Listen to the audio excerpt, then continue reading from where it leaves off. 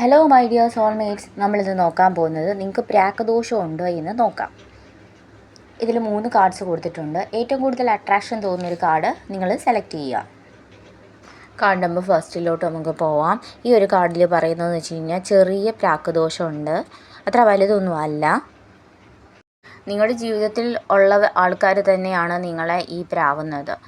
കാരണം എന്ന് വെച്ച് കഴിഞ്ഞാൽ നിങ്ങളുടെ ജീവിതം കണ്ടിട്ട് അവർ അസൂയപ്പെടുകയാണ് ചെയ്യുന്നത്. കാരണം നിങ്ങളുടെ കല്യാണം, നിങ്ങളുടെ ജോലി, നിങ്ങളുടെ വീട്, അതുപോലെ തന്നെ നിങ്ങളുടെ ലൈഫ് സ്റ്റൈൽ കണ്ടിട്ട് നിങ്ങൾ വണ്ടി മേടിക്കുന്നു, നിങ്ങൾ നല്ലതായിട്ട് ജീവിക്കുന്നത് കണ്ടിട്ട് മറ്റുള്ളവർക്ക് അസൂയയാണ്.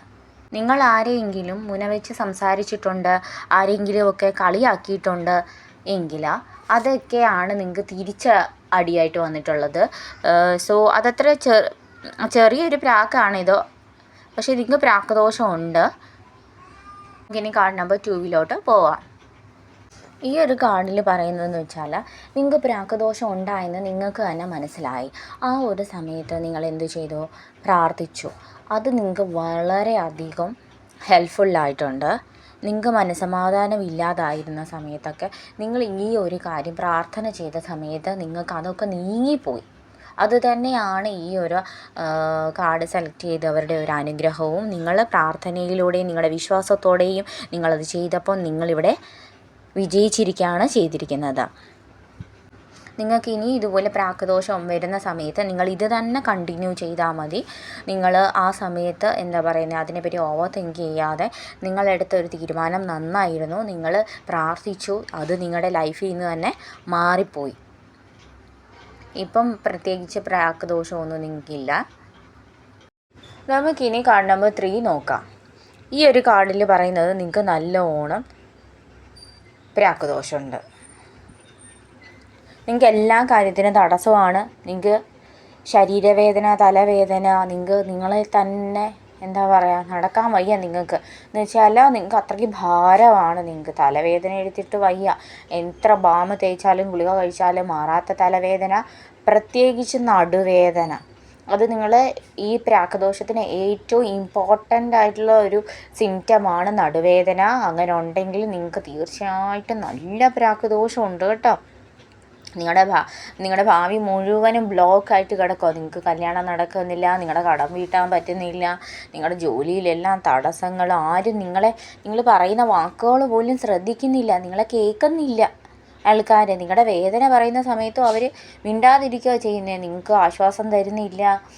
അങ്ങനെയൊക്കെ ഉണ്ടെങ്കിൽ തീർച്ചയായിട്ടും നിങ്ങൾക്ക് പ്രാക്കദോഷമുണ്ട്. കാർഡ് നമ്പർ 3, നിങ്ങൾക്ക് നല്ല പ്രാക്കദോഷമുണ്ട്.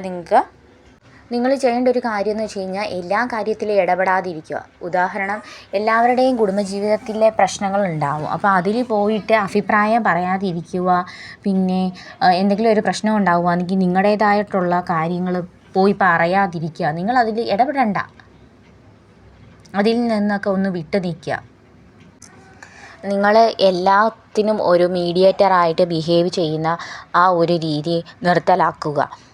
നിങ്ങൾക്ക് അത് കൂടുതലും നെഗറ്റീവായിട്ടുള്ള കാര്യങ്ങളാണ് കൊണ്ടുതരുന്നത്. അതായത് ഈ പ്രാക്കദോഷം നിങ്ങൾക്ക് അത് നന്നായിട്ട് അഫക്റ്റ് ചെയ്യുന്നുണ്ട് നിങ്ങളുടെ ജീവിതത്തിൽ. അതുകൊണ്ടാണ് പറയുന്നത് നിങ്ങൾ അതിലൊന്നും പോയിട്ട് ഇടപെടാതിരിക്കുക. ചിലർ പറയുമല്ലോ, എൻ്റെ ലൈഫിൽ നിങ്ങൾ വരണ്ട. അങ്ങനെ ആരെങ്കിലും പറഞ്ഞിട്ടുണ്ടെങ്കിൽ തീർച്ചയായിട്ടും അവരുടെ ലൈഫിൽ നിങ്ങൾ എടുക്കുകയോ ഒന്നും ചെയ്യരുത്. ചിലരോട് എത്ര പറഞ്ഞാലും കേൾക്കത്തില്ല. അവരെന്ത് ചെയ്യും? റിപ്പീറ്റ് അത് ചെയ്യും. അതിനനുസരിച്ച് അവർക്ക് പ്രാക്കദോഷം വന്നുകൊണ്ടേയിരിക്കും. ഇനി എത്ര തന്നെ നിങ്ങളുടെ അടുത്ത റിലേറ്റീവ് ആണെങ്കിലും, എത്ര വലിയ സ്നേഹിതനാണെങ്കിലും, ഒരു ചവിട്ടടി നിങ്ങൾ പുറകിലോട്ട് മാറി നിൽക്കുന്നതാണ് നിങ്ങൾക്ക് സേഫ്. നിങ്ങൾക്ക് പ്രാക്കദോഷം നന്നായിട്ട് അഫക്റ്റ് ചെയ്തിട്ട് നിങ്ങളുടെ കല്യാണം, ജോലി, നിങ്ങളുടെ സാമ്പത്തികമായിട്ടും ഒക്കെ അത് ബ്ലോക്ക് ചെയ്ത് വെക്കുവാണ് അവരുടെ നാവദോഷം കാരണം. സോ നിങ്ങളെ തന്നെ ഇപ്പോൾ ഒന്ന് പ്രൊട്ടക്റ്റ് ചെയ്യേണ്ട ഒരു സമയമാണിത്. അതിനു വേണ്ടിയിട്ട് നിങ്ങൾ ചെയ്യേണ്ടത്, ശനിയാഴ്ച ഒരു ചുമന്ന തുണിയിൽ വേപ്പില, കല്ലുപ്പ്, 7 രൂപ, ഒരു നുള്ള മഞ്ഞൾ എന്നിവ എടുത്തൊരു ചുവന്ന തുണിയിൽ കെട്ടിയിട്ട് നിങ്ങളുടെ തലയണയുടെ കീഴിൽ വെച്ച് നിങ്ങൾ ഉറങ്ങുക. പിറ്റേ ദിവസം എന്ത് ചെയ്യുക? അത് ഒഴുകുന്ന വെള്ളത്തിൽ ഒഴുക്കിക്കളയുക. ഇതൊരു നല്ലൊരു കാര്യമാണ് ചെയ്യുന്നത്. ഇതുപോലുള്ള ടാരോട്ട് വീഡിയോയ്ക്കായി please comment below. Thank U.